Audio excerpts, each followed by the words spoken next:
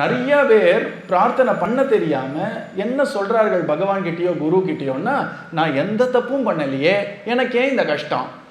இப்போ நீங்க இப்படிலாம் கேள்வி கேட்டிருந்தீங்கன்னா பிரார்த்தனை நீங்க ஆரம்பிக்கவே இல்லை. யார்கிட்ட பிரார்த்தனை பண்றீங்களோ அவங்க சந்தோஷப்படுற மாதிரி வேண்டுதல் பண்ணுவீங்களா, இல்லைன்னா அவங்களை கிளப்பி விடுற மாதிரி வேண்டுதல் பண்ணுவீங்களா? பகவானை பார்த்து முதல்ல நம்ம என்ன நினைக்கணும், என்ன புரிஞ்சுக்கணும்னா, பகவானும் மகானும் மகிமையில 2 பேருக்கு எந்த குறைச்சலும் கிடையாது. எல்லாம் பெரியவர்கள் தான். அப்படிப்பட்டவர்கள்லாம் ரொம்ப பெரியவர்கள், உலகத்தையே படைத்து காத்து அழிக்கக்கூடியவர்கள் இந்த 2 பேர் அப்படிங்க முதல்ல வாங்கிக்கணும்.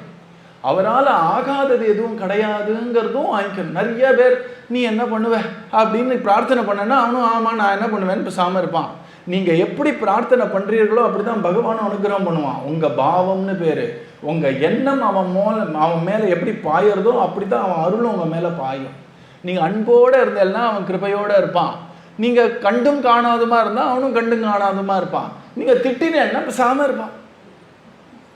நீ புரிஞ்சுக்கிற வரைக்கும் நான் சும்மா இருக்கேன் அப்படின்னு.